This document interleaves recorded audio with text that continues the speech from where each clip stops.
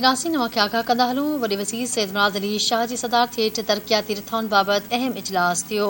इजलास में मकानी खाते जो सूबाई वज़ीर नासिर हुसैन शाह, वॾे वज़ीर जो सलाहकार मुर्तज़ा वहाब तोड़े ॿियनि आफ़ीसरनि शिरकत कई आहे।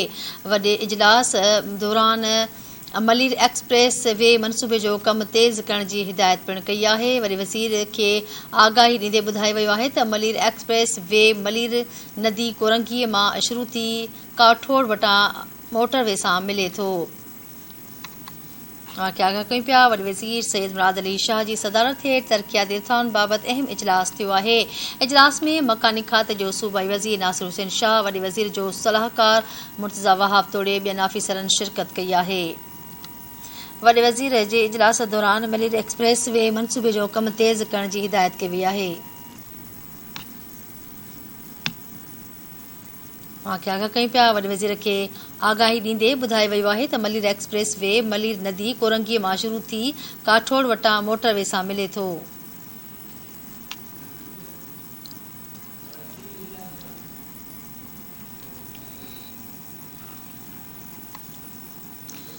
नाज़रीन नवां ॿुधायूं पिया। वॾे वज़ीर सैयद मुराद अली शाह जी सदारत हेठि तरक़ियाती रिथाउनि बाबति अहम इजलास थियो आहे। इन हवाले सां कराची खां धती टीवी न्यूज़ जो रिपोर्टर शब्बीर लाशारी लाइन ते मौजूदु आहे। जी शब्बीर।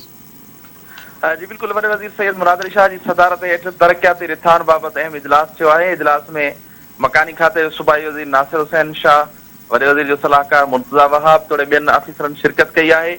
वॾे वज़ीर इजलास दौरान मलीर एक्सप्रेस वे मनसूबे कमु तेज़ करण जी हिदायत करे छॾी। वॾे वज़ीर खे आगाही ॾींदे ॿुधायो वियो त मलीर एक्सप्रेस वे मलीर नदी कोरंगी मां शुरू थी काठोड़ वटां मोटरवे सां मिले थो।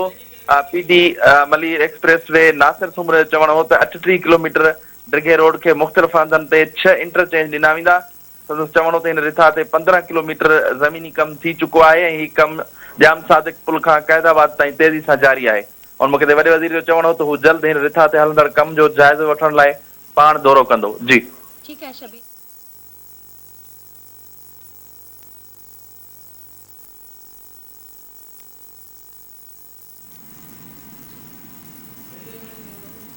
ठीकु आहे शबीर, वॾी महिरबानी तफ़सीलनि जे लाइ।